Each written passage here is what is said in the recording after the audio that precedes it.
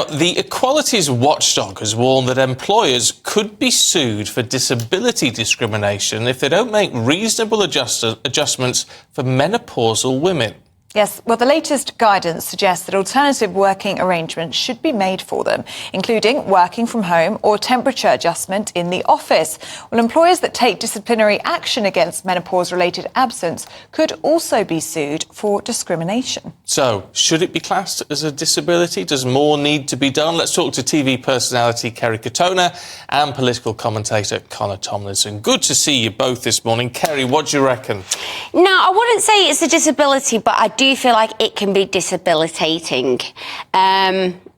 Imagine, as women, we're sat here presenting a show and we start having a hot flush. Imagine being a saleswoman. I remember going with my mum to buy a mattress, right? And she was going through the menopause.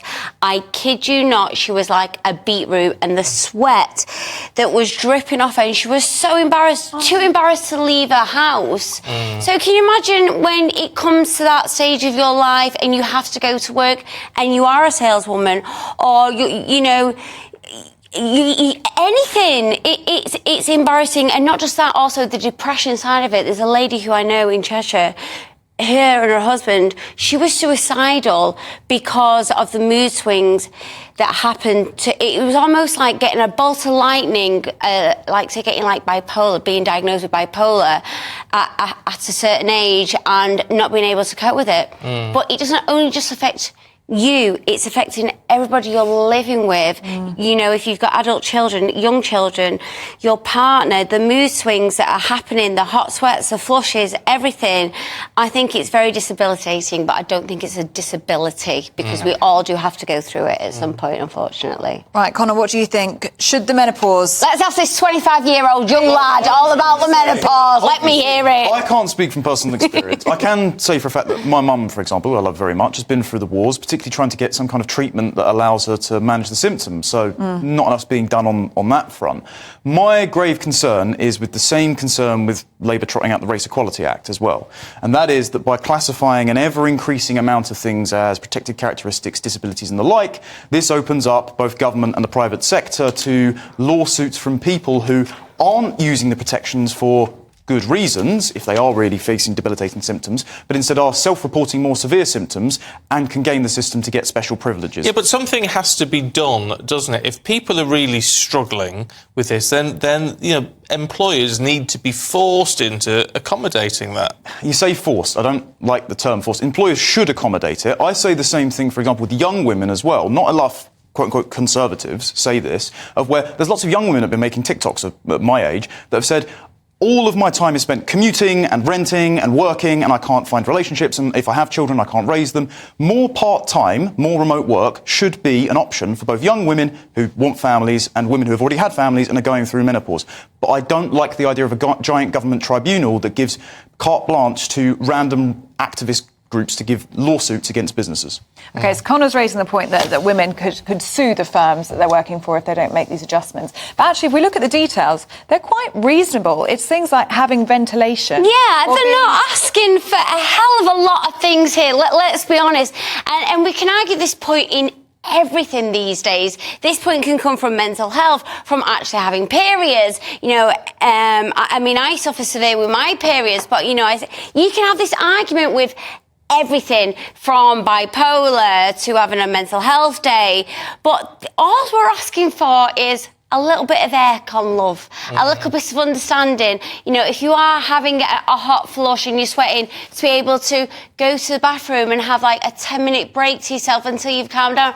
We're not asking for the world and for you to change your whole working environment. We're only asking for tiny little things. We're not going above and beyond here, I don't think, personally. Conor, what do you think? Things like relaxing the uniform codes and ventilation in the office doesn't sound like too much. I think those would be sensible measures for businesses to adopt. I don't like a giant government framework that allows bad actors to manipulate it and use it against each other. However, I do think that there will be bad actors. Well, there's bad actors everywhere, but I can't sit here and argue with a young man who hasn't been through this. I really can't, because honest to God, at this very moment in time, it's like the River Thames down my top. I am sweating so much. I'm 43.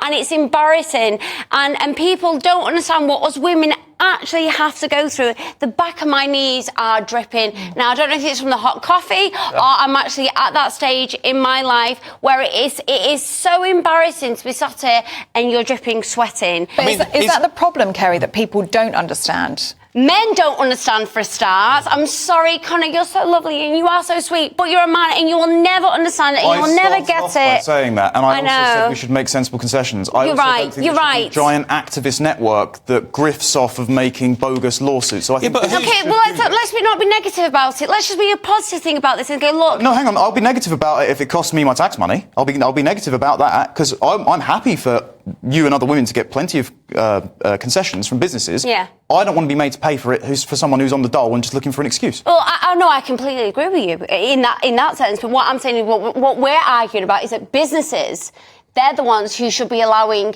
more help with women going through the menopause. I'm with you on people on the dole and all that kind of stuff. Exactly. I'm talking about people who are actually out there working. It should be enforced in work environments. But if you say they should be doing it, but they can't be forced to do it, well, where's the incentive? You've got to have carrot and stick with some of this, haven't there? Otherwise, there's going to be women working in companies that won't take this action, and there's nothing they can do. They're left without a leg to stand on. You could probably give them some form of tax break rather than give them... They don't want a tax break. They want the air to be cooler. No. I'm saying for the businesses to accommodate these women's special conditions rather than creating a giant lawsuit network that allows them to be sued.